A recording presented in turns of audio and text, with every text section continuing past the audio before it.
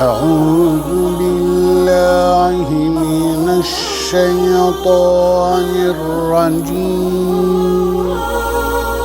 زجوه زجوه زجوه سفري كوبرت زجوه زجوه زجوه أدم برجت فالو فالو فالو نمازي أشتريت فالو فالو فالو مزمر شبيت فالو فالو فالو نمازي أشتريت.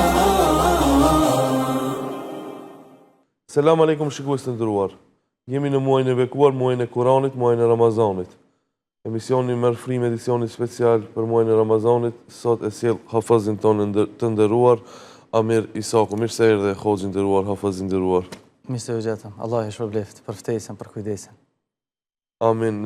Tema Kurani, domethënë ja vlen të miremi me këtë temë gjithmonë. Andaj si pyetje e parë të flasim për Kuranin, një parahilje apo një përshkrim. Bismillah, alhamdulillah, o salatu o salamu ala rasulillahi wa ba'd. Allahun e falenderojmë, salatët dhe selamet tona qofshin bi Muhammedin sallallahu alaihi wasallam. Sallallahu alaihi wasallam. Pa dyshim që prej mirësive më të madhe që Allahu të regon për kujdesin e ti ndaj nesh, është zbritja e këtij librit madhështor, zbritja e Kur'anit famëlart. Ky Kur'an është lidhja më e ngushtë e jona me Allahun. Është lidhja më e ngushtë që mund ta ketë një rob me krijuesin e tij. Dhe ky libër që ndriçoi shumë zemra kur bota ishte në errësirën më të madhe. Kur bota ishte në errësirën më të madhe dhe padyshim që është mrekullia më e madhe që i është dhënë Muhamedit sallallahu alaihi wasallam, vërtetues dhe shfuqizues i librave që ishin të zbritur para tij. Thot Allahu në Kur'an, ne ta kemi zbritur Muhammed librin Kur'anin e vërtet, duke vërtetuar librat e parë që patën ardhur para tij dhe garantues i tyre. Mirpo, sado që të mundohemi të flasim, të përshkruajmë apo të përkufizojmë fjalët e Allahut është shumë vështirë, sepse është e pamundshme që fjalët e krijesave të përkufizojnë fjalët e krijuesit. Është e pamundshme që fjalët e krijesave të përkufizojnë fjalët e krijuesit. Allahu thot në Kur'an: "Walau annama fil ardi min shajaratin aqlamun wal bahru yamudduhu min ba'dihi sab'atu abhurin ma nafidat kalimatullah." Sikurse të gjithë drurët, pemët që gjenden në tokë, të ishin stilolapsa, pemët që shkruan, e deti apo oqeanët të ishin boj, fjalët e Allahut nuk do të shtereshin. Allahu është i urti, i plot fuqishëm. Nga kjo kuptojmë se po qofse të gjithë drurët që janë në tokë të ishin stilolapsa dhe deti apo oqeanët të ishin boj, dhe të shkruan fjalët e Allahut, krijimi i tij, madhështia e tij, emrat dhe cilësitë e tij, fjalët e Allahut nuk do të mbaroheshin, ndërsa boja do të ishte shterur. Siç thot Katade, njëri prej komentuesve të Kuranit, në lidhje me komentin e këtij ajetit, Allahu e mëshiroft, idhujtarët thonin se këto fjalë, pra fjalët e Allahut, do të humbën, do të përfundojnë. Andaj Allahu e zbriti këta ajete. I zbriti këta ajete që, sikurse stilolapsat, do më thonë pemë të ishin stilolapse dhe deti, oqeanit të ishte boj, nuk do të shtereshin fjalët e Allahut, nuk do të mbaroheshin. Alhamdulillah. Hafaz, çka është Kurani në aspektin gjuhësor dhe terminologjinë fetare? Në aspektin gjuhësor, fjala Kur'an ka disa kuptime. Prej tyre do të thotë grumbullim, mbledhje. Dhe ky libër mushaf që e kemi në duart tona është quajtur Kur'an me këtë emër sepse grumbullon, përmbledh ajetet dhe surët. Grumbullon ajetet dhe surët. Sa i përket në aspektin terminologjik, Kur'ani është fjala e Allahut e zbritur tek Muhamedi sallallahu alaihi wasallam nëpërmjet melekut Gjibrilit alayhis salam, i shkruar në mushaf, fillon me surën Fatiha dhe mbaron me surën Nas, me leximin e tij bëjmë adhurim. Kjo është definicioni i Kuranit në aspektin terminologjik. Këtë definicion na e dëshmon Allahu në librin e tij. Wa innahu latanzilu rabbil alamin. S'ka dyshim se ky Kur'an është shpallje e Zotit të botrave. Dhe kjo neve na jep të kuptojmë rëndësinë, madhështinë e madhe që ka ky Kur'an. Ta respektojmë dhe ta nderojmë sepse është i shpallur nga vetë krijuesi e jo nga dikush tjetër. Nazala bihi ruhul amin, ata e zbriti shpirti i besueshëm. El Amin, kush është? Meleku, Gjibril a.s. Allahu e quajti El Amin, besnik, përse për shkak besnikërisë së tij, i cili gjatë kësaj zbritje pra të Kur'anit ka qenë besnik duke mos paksu, duke mos shtu asgjë, duke e përcjell nën kujdes të madh. Ala qalbika litakuna min al-mundhirin, e zbritëm zemrën tënde Muhammed që të jesh nga ata që paralajmëron. Pra, ta paralajmëron umetin e tij, ta përgëzon umetin e tij, ta qorton umetin e tij, ta informon për ndalesat, për urdhërat e Allahut e kështu me radhë. Bilisanin arabiyyin mubin, e zbritin gjuhën e qartë arabe. Pra, gjuha arabe është gjuha më e pasur, më e mira e gjuhëve të botës. E zbritin në këtë gjuhë që të kuptohet më mirë nga populli në mes të cilëve u zgjedh. Imam Saadi në tefsirin, librin e tij të tefsir, komentimit të Kuranit, në lidhje me këtë definicion, këto ajete të definicionit të Kuranit, tregon një pjesë shumë madhështore, shumë të veçantë.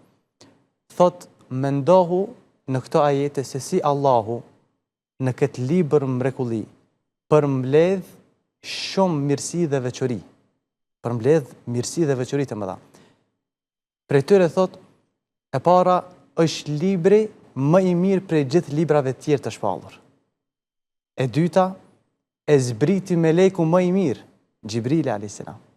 E treta, e zbriti njeriut më të mirë në fashën e dheut, Muhamedi sallallahu alaihi wasallam. E katërta, e zbriti në gjuhën më të mirë, në gjuhën arabe.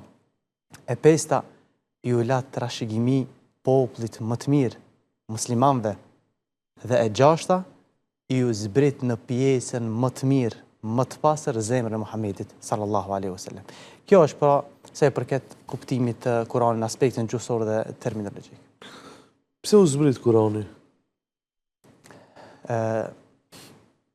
Shkaqet e zbritjes së këtij libri, Allahu i Madhërisëm i tregon në surën Al-Baqara, pikërisht në ajetin ku thot: Shahru Ramadan alladhi unzila fihi al-Quran hudan lin-nasi wa bayyinatin min al-huda wal-furqan. Muaji i Ramazanit është muaji në të cilin zbriti Kurani. Hudan lin-nas i përmend tre shkaqe me radhë. E para është udhërrëfyes, udhëzim për njerëzit. Fjala udhëzim është përkthim i fjalës el-huda, që në kupton dikush orienton, drejton për ndonjë rrugë. Mirë po, në qoftë se kjo fjalë el-huda cilësohet me këtë fjalë Kurani, çka na jep me kuptu, atëherë duhet të shohim edhe ajetet tjera që përmendet kjo fjalë për ta pasur më të qartë. Thot Allahu në një ajet tjetër: Yahdi ila al-haqqi wa ila tariqin mustaqim. Ky Kur'an udhëzon për në të vërtetën dhe për në rrugën e drejtë. Komentuesit e Kur'anit thonë se e vërteta e përmendur në këtë ajet është besimi në Allahun, ndërsa rruga e drejtë janë rritet apo obligimet fetare.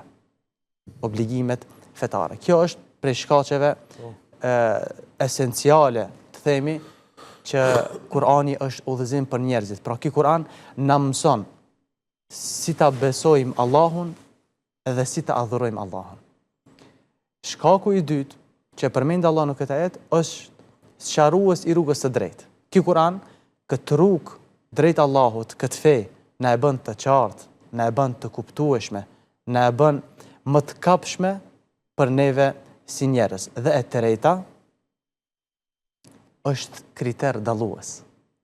Kriter dallues. Ky Kur'an është kriter dallues mes të vërtetës dhe të pavërtetës.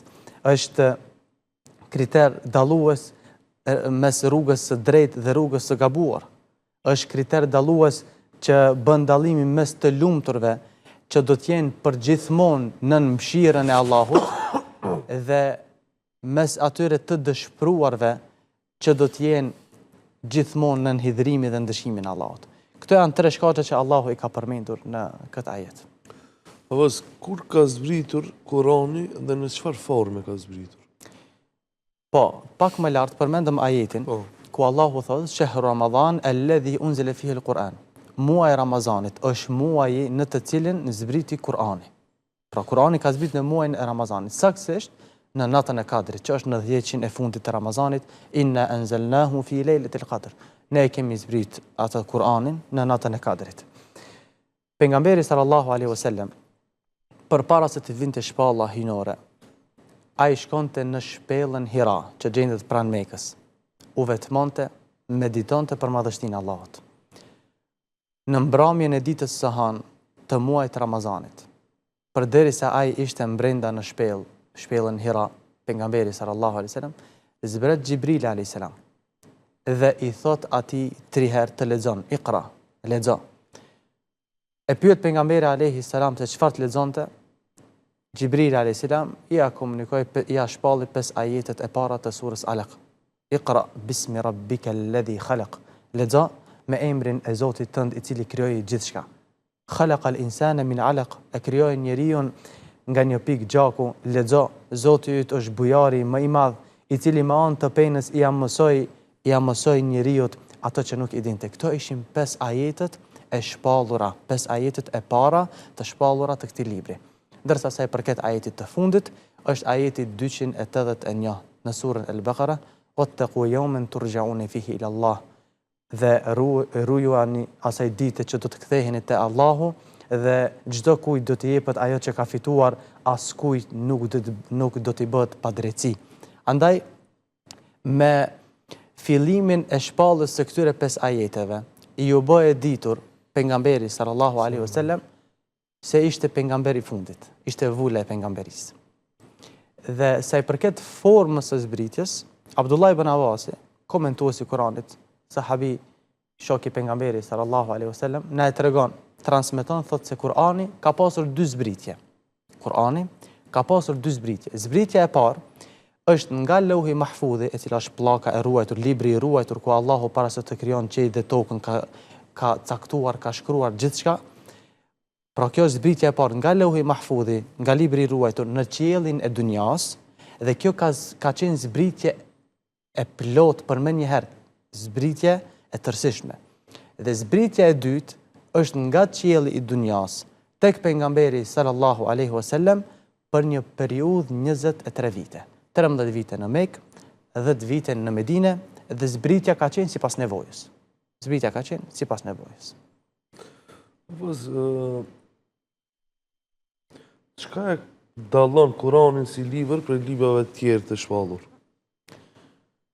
Prej dallimeve që Kurani si libër hynor mund t'i ketë nga libra të tjerë hynor, është fakti që i është zbrit pejgamberi sallallahu alaihi wasallam për një periudhë 23 vjeçare, për një periudhë 23 vjeçare. Jo sikurse libra të tjerë të cilët ju zbritën pejgamberëve të tjerë për më një herë. Kjo është dallimi kryesor. Pra, i është zbrit pejgamberit alayhis salam herë në formë ajetësh, herë në formë surësh, dhe zbritet kanë qenë si rezultat i diskutimit që ndodhin me sahabëve nga fillimi i shpalljes së pejgamberit sallallahu alaihi wasallam deri në fund të jetës së pejgamberit alaihi salatu wasallam. Kjo është dallimi i parë dhe kryesor. Mirë po vlen të theksohet edhe që Allahu i Madhërisëm ummetin e Muhamedit sallallahu alaihi wasallam e karakterizoi me një veçori të veçantë, karakteristikë të veçantë me këtë libër, e cila është mësimi përmendsh, memorizimi i këtij libri, të cilën nuk e kanë pasur libra të tjerë hynor para Kuranit. Thotë Allahu në Kur'an, vërtet ne e kemi bërë Kur'anin të lehtë për të kuptuar, për të mësuar. Prandaj a ka kush që merr mësim prej urtësive që përmbajnë kuptimet e këtij Kurani. Dhe kjo do të ishte njëra prej shkaqeve kryesore që ky Kur'an është ruajtur deri në ditët e sotme dhe do të ruhet deri në ditën e Kiametit. Si ka mundësi që tjerat shpallë, tjerat librat të ketë ndërhyrje ndër njerëzore, ndërsa Kurani ngelet i paprekur ende? Kurani, ashtu siç është shpallur, ashtu do të ngelet deri kur dalin para madhnisë Allahut. Alhamdulillah. Dhe kujdesin e tij, ruajtjen e këtij libri e ka marrë përsipër krijuesi jon, Allahu i Madhërisëm. Allahu premtoi në kujdesin dhe ruajtjen e këtij Kuranit. Dhe ka marrë përsipër ruajtjen e këtij Kurani që të mos ketë mundësi askush të pakson apo të shton diçka, të shtrembron, të tjetërson diçka. Dhe ky Kuran ka dashur Allahu që ky Kuran të ngelet i përjetshëm deri kur dalin para madhnisë tij. Mirë po, thot Allahu në Kuran, ne kemi zbrit Kuranin wa inna lahu lahafidhun, dhe ne do ta ruajmë ata. Allahu premton në ruajtjen e Kuranit. Dhe pa dyshim që Allahu e përmbush premtimin e tij ku sot pas 1445 viteve, 15 shekush, Kurani ngelet i paprekur nga ndërhyrjet njerëzore, shtesat, paksimet, shtrembrimet, edhe pse armiqtë e Islamit, zullumçart, gjithmonë kanë dashur dhe dojnë që ta shuajnë këtë dritë e Allahut, wallahu mutimmu nurihi walau karihal kafirun. Allahu vetëm se e plotson dritën e tij, edhe pse urrejnë pabesimtarët. Alhamdulillah, alhamdulillah. Hafez, çka është urtësia e zbritjes së Kuranit pjesë-pjesë? Tham që Kurani është zbrit Muhamedi sallallahu alaihi wasallam për një periudhë 23 vjeçare, 13 vite në Mekë, 10 vite në Medinë, dhe zbritja ka qenë sipas nevojës. Padyshim që ka urtësi në këtë formë të zbritjes. E para që na e dëshmon edhe Kurani është forcimi i zemrës pejgamberit Muhamedi sallallahu alaihi wasallam. Thot Allahu në Kur'an, e ata që nuk besojnë thonë, pse nuk i është shpallur atij, pra Muhamedit, Kur'ani i tërë për një herë. Kështu e zbresim ne në pjesë që ne të mund të forcojmë me anë të tij zemrën tënde Muhammed, dhe të është shpallur ty rregulluar mirë dhe kohë pas kohe të përcaktuar. Kjo është urtësia e parë. E dyta është rrëzim i kundërshtimeve të pabesimtarëve.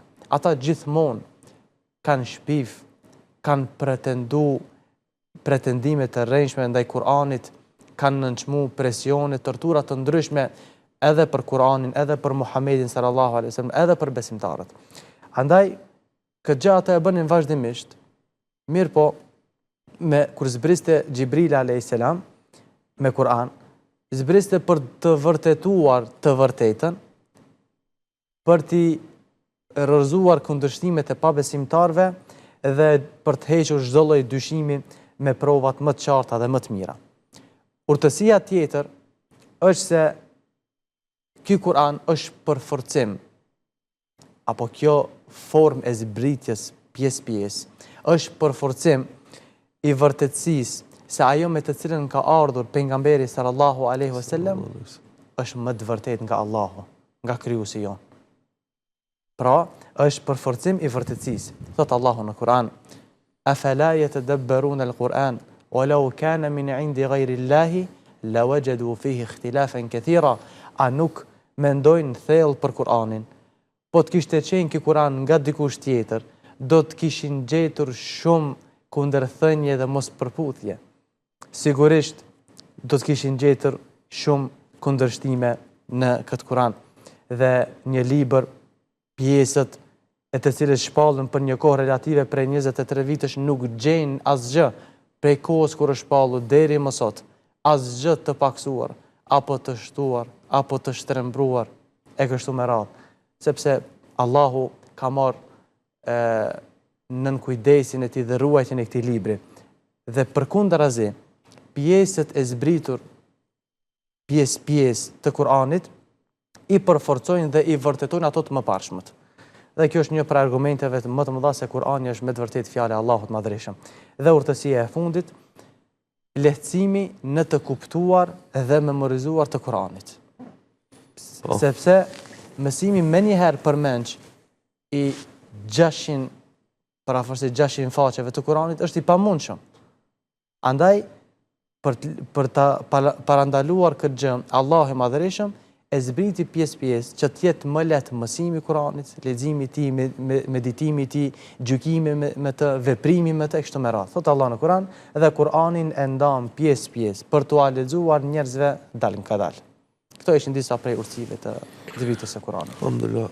Apo na përmend disa veçori të Kuranit. Kurani ka shumë veçori.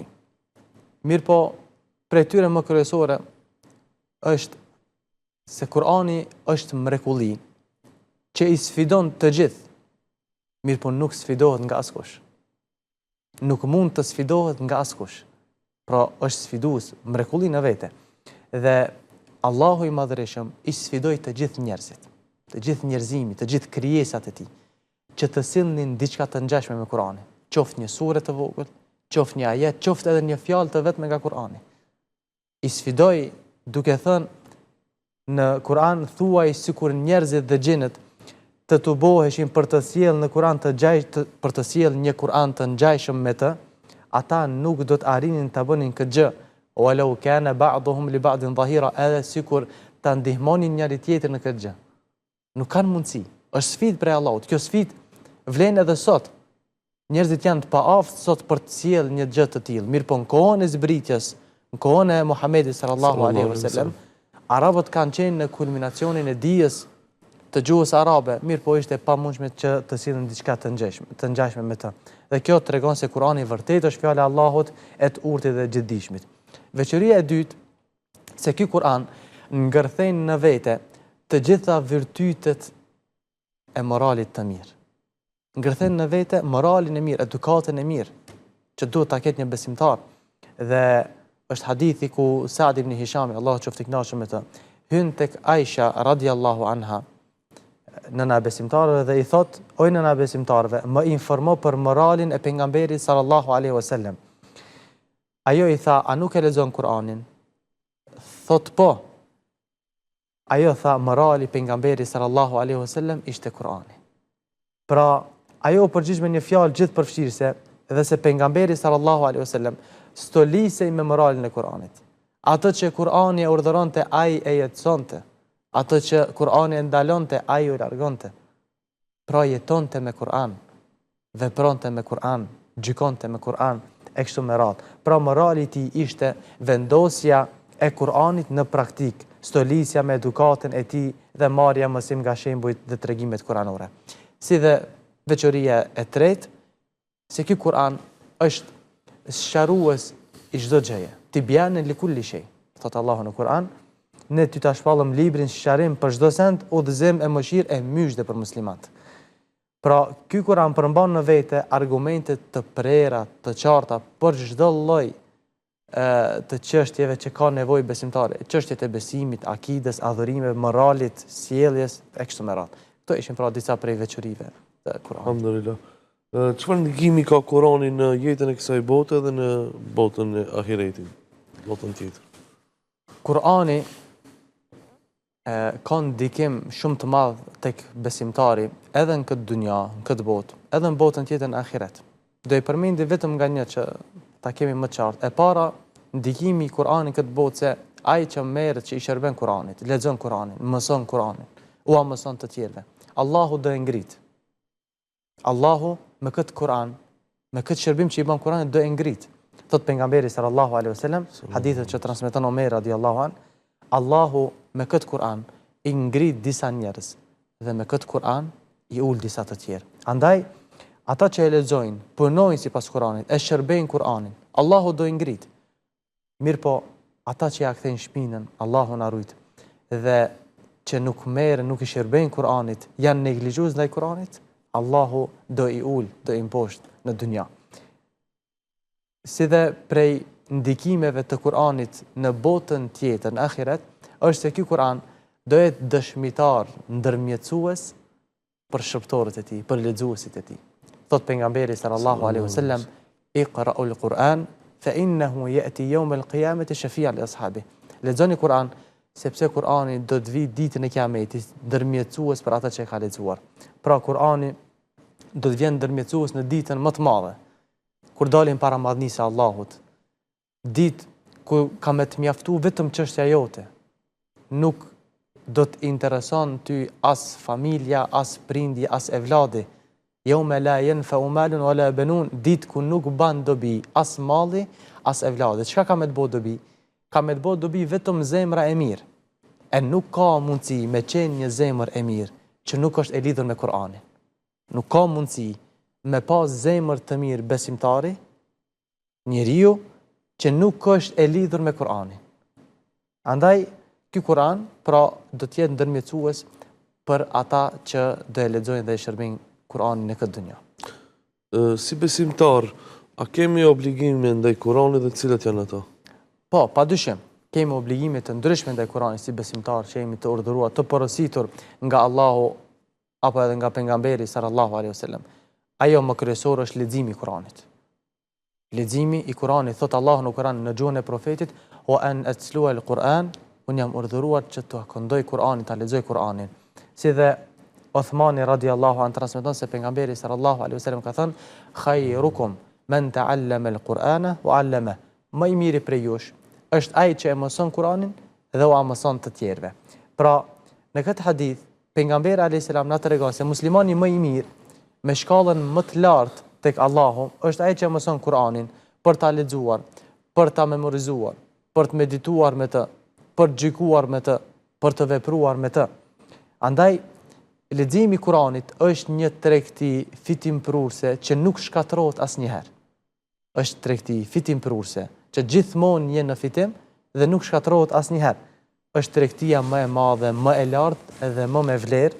Leximi i tij ta mundson kënaqësinë e Allahut, fitimin e shpërblimit të tij, si dhe shpëtimin nga zemrimi i Allahut.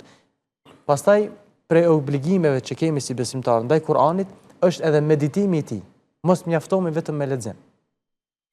Jemi të porositur edhe të meditojmë në Kur'an. Thot Allahu: "Kitabun anzalnahu ilayka mubarakun liyadabbaru ayati wa liyatadhakkara ulul albab." Ky është një libër plot bekime, ne ta zbritëm ty atë që ata njerëzit të meditojnë në argumentet e tij dhe që të marrin mësim njerëzit që kuptojnë. Dhe kjo është urtësia e zbritjes së këtij Kurani, që ne si besimtar të meditojmë në këto ajete, në këto kuptime që Allahu i ka zbritur. Si dhe për obligimeve që i kemi karshi Kur'anit, është ndëgjimi i Kur'anit, që ndoshta është problematik në ditëve të sodit kur ka lexim të Kur'anit, njerëzit janë neglizhues, nuk janë të vëmendshëm dhe nuk japin rëndësi. Mund të them që krahasohet si fjalë e krijuesit me fjalë të krijesave, Allahu na ruaj. Nuk ka vëmendje të veçantë. Allahu thotë: "Wa idha quri'a al-Qur'an fastami'u lahu." Urdhër fastami'u lahu wa ansitu la'allakum turhamun. Kur të lexohet Kur'ani, ju dëgjoni atë me vëmendje. Dëgjoni atë me vëmendje në mënyrë që të fitoni mëshirë. Ai që ndëgjon Kur'anin është më afër udhëzimit, është më afër mëshirës së Allahut, është më afër shpëtimit, më afër fitimit në dunja dhe në ahiret. Alhamdulillah. Hafez, doshta me të pyet një pyetje, mushafin të cilën e kemi. Pa. S'ka shpi muslimanit që se ka një mushaf. A është çaj mushafi kohës pejgamberit sallallahu alaihi wasallam? Kur'ani është të buar në dy periudha. Kur'ani, po, si është grumbullu? Pa. Kur'ani është të buar në dy periudha. Periudha e parë është në kohën e pejgamberit sallallahu alaihi wasallam, edhe periudha e dytë është në kohën e udhëhecëve të drejtë. Kohën e udhëhecëve të drejtë. Mirë po, fjala tubim, jo çdo herë ka kuptimin e njëjtë. Në këtë rast, ka dy kuptime. Tubim i shkrimeve, shënimeve të Kur'anit, si dhe kuptimi i dytë është tubim i memorizimit, ajo që e ki në kujtesë, është mësuar përmendsh. Dhe kjo është kuptimi i dytë. Mirë po, ajo që ka është interesante që të dy kuptimet janë zbatuar në kohën e pejgamberit sallallahu alaihi wasallam. Të dy kuptimet, pra edhe shkrimit, edhe të memorizimit, janë zbatuar në kohën e Muhamedit sallallahu alaihi wasallam. Kur'ani, mushafi që kemi ne, është shkruar dhe është ruajtur duke u mësuar përmendsh dhe duke u shkruar. Muhamedi sallallahu alaihi wasallam ka qenë vetë i parë që ka mësuar përmendsh me zbritjen e Xhibrilit alayhis salam duke komunikuar shpalljen atij. Andaj Allahu thot në Kur'an: ne kemi për detyrë ti të bojmë pjesë e tij, pra të Kur'anit, në gjoksin tënd ta lexojmë atë. Dhe kur ta lexojmë atë, ti përcjell leximin e tij, pastaj ne kemi për detyrë ta shpjegojmë. Andaj kur zbritin ajetet e Kur'anit, sahabët lexonin, mirë po shumica e tyre i mësonin përmendsh.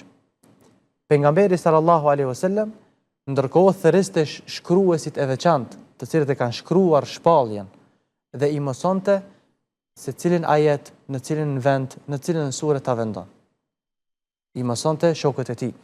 Dhe shkruesit që ishin në atë kohë, i shkruan ajetet padyshim me kujdesje dhe përkushtim të madh, ashtu siç i mësonte pejgamberi sallallahu alaihi wasallam. I shkruanin në gjethe të palmave, i shkruanin në eshtra të deveve apo copave të lëkurave, copa metali të holla, e kështu me radhë. Kanë shkruar, domethënë Metodat e asaj kohe. Po, metodat e asaj kohe të ndryshme.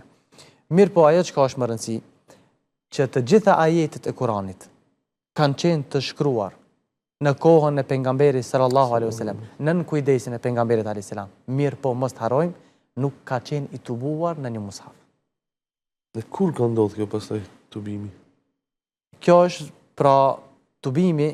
Dhe si është grumbulluar?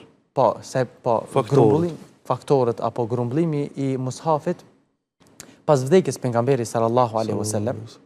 Pra, derisa ishte gjallë, nuk ishte grumbulluar në një mushaf. Pas vdekjes tij sallallahu alaihi wasallam, sahabët fillonin të friksoheshin për shkak se vdiqen një numër i madh i mësuesve të Kur'anit, kurrave të Kur'anit, lexuesve të Kur'anit, në veçanti në disa lufta që ishin atëherë, dhe me këtë shkak Omeri në periudhën që udhëheqte Ebu Bekri radiallahu anhu, udhëheci i drejt Ebu Bekri, Omeri e këshillon që ta tubonin Kur'anin. Pas një diskutimi, Ebu Bekri radiallahu anhu, Allahu qoftë i kënaqur me të, e ngarkon Zeid ibn Thabit për këtë detyrë madhështore, që ta tubojnë Kur'anin në një mushaf. Andaj Zeid ibn Thabit filloi që të mblidhte regjistrime, shënime, shkrimet e Kuranit që kanë qenë nga të gjithë banorët e Medinës, të rendiste, të shtjellonte surrat dhe ajetet me radhë ashtu siç ua kishte mësuar vetë pejgamberi sallallahu alaihi wasallam. Dhe për ta bërë këtë, Zeidit i u deshën afër një viti punë. Andaj kështu u mblodh apo u tubu në një mushaf Kurani me një korekci të madhe, duke u bërë një libër i shkruar, i përmbledhur në një mushaf dhe u ruajt tek shtëpia e Ebu Bekrit radiallahu anhu. Mirë po, se përket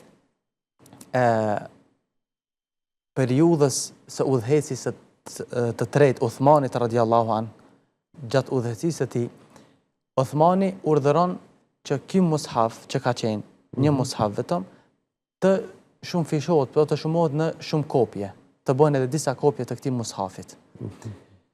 Kështu Kurani u ruajt në formë që ju është shpall pejgamberi sallallahu alaihi wasallam nga ana e Allahut dhe erdhi deri në ditët tona pa pasur asnjë ndryshim në tekst, kështu dhe do të ruhet deri në kiamet. Në kohën e udhëheqit të drejt Uthmanit radiallahu anhu, shteti islam, kufit e këtij shteti u zgjeruan dhe Uthmani deshti që çdo qendër islame ta ketë nga një mushaf. Ka disa mendime, disa thonë që ishin 7 kopje, disa thonë 6, disa thonë 5. Allahu e di më së miri. Mirë pa ajo që ka është më rëndësi, edhe si konkluzion e gjithë kësaj që e tham, se ky Kur'an që e lexojmë ne, ky mushaf, është fjala e Allahut që u zbrit pejgamberi sallallahu alaihi wasallam. U mësua përmend nga sahabët. U shkruaj nën kujdesin e pejgamberit sallallahu alaihi wasallam. U mblodh në një mushaf në kohën e Abu Bekrit dhe u shumua në kohën e Uthmanit. Kjo është si përfundim i asaj që e tham. Allahu e di më së miri. Amin. Hafaz ishte kënaqësi që të patëm mysafir. Allah e shpëlbej, kënaqësia ime. Po s'po du me përfundu emisionin pa të pyetë edhe diçka. Para Ramazanit ndroi jetë një hafaz shumë i njohur i Shkupit, një legjend, doja imi dashur, Hafaz Sada. Ti ke qenë nxënës si ati apo jo? Po. Ka mundsi disa fjalë për Hafaz Saduddin Sulejmanin. Allahu e mëshiroft. Amin, amin. Allah ja bëv xhenet. Allah ja bëv dritë. Na bashkoft me të në xhenet. hifzin apo memorizimin e Kur'anit. Elhamdulillah, deshte Allahu që përfundova tek Hafez Sada. Hafez Sadudini isha i vogël, mosh 13 vjeçar nëse saktësisht kum haru tash. Dhe për 2 vite gjysëm përfundova, pastaj në medrese e kështu me radhë. Mirë po, gjatë gjithë kohës kam qenë në kontakt me Hafezin, padyshim se jam dhe ndjehem bërgjli shumë i madh. Dhe ishte ndërshkaqet që kretë jetë ime me marë drejtim drejt Kur'anit. Ka qenë faktori më i rëndësishëm që e bën këtë Kur'an të dashur në zemrën time. Faktori më i rëndësishëm dhe shkaktar kryesor që ky Kur'an që të punoj ta shërbej këtë Kur'an është Hafez Sada. Qoftë ky Kur'an dëshmitar për të, qofshim ne dëshmitar për të, edhe ditën kur dalim para madhnisë Allahut. Allah ja bëv xhenet. Padyshim është një humbje e madhe se çdo vit Ramazanin Shkup është zbukuruar me organizime aktivitete të ndryshme, mirë po është dalluar leximi i Kuranit e Hafez Sadës, që i thojmë hatmi apo mukabelja e tij në namazin e drekës dhe të ikindis, si dhe falja e taravive me hatme, ku përveç në Ramazan që i falte taravit me hatme, ai edhe jashtë Ramazanit, afër 40 vite, domethënë namazet e krynte me hatme. Allah ja bëv xhenet. Amin. Jo rastisht emisionin që merr frim që po e mbajmë tash, shpicën e emisionit në background atje ku shti Hafez Sada. E meriton. Përfundos një asher, se ma kërkuan edhe televizioni. Allah e shpëlef. أعوذ بالله من الشيطان الرجيم بسم الله الرحمن الرحيم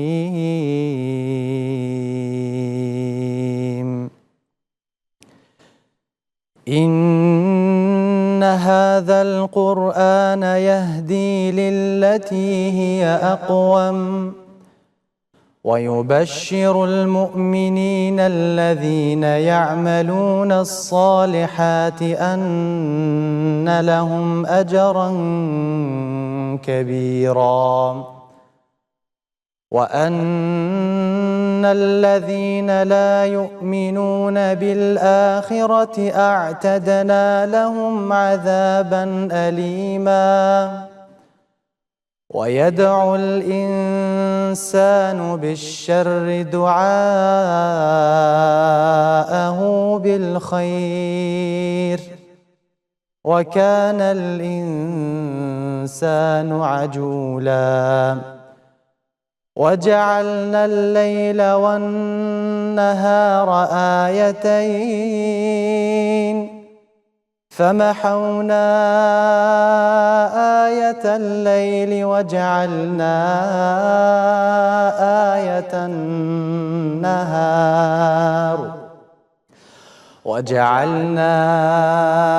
آية النهار مبصرة لتبتغوا فضلا من ربكم ولتعلموا عدد السنين والحساب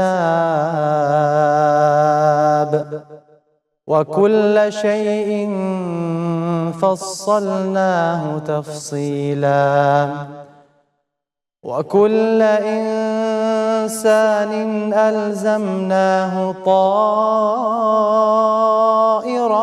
في عنقه ونخرج له يوم القيامة كتابا يلقاه منشورا اقرأ كتابك كفى بنفسك اليوم عليك حسيبا من اهتدى فإنما يهتدي لنفسه ومن ضل فإنما يضل عليها ولا تزر وازرة وزر أخرى وما كنا معذبين حتى نبعث رسولا.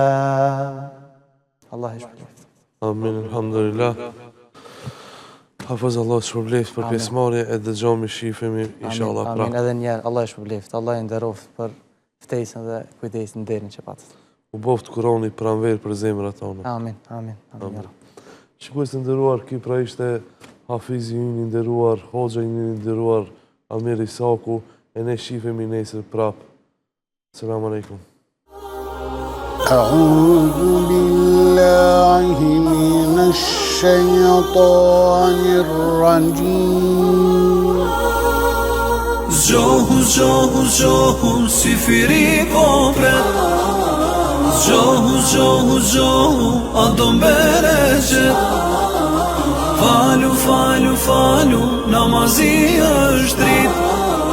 Falu, falu, falu, me zemër e shpit. Falu, falu, falu, namazi është drit.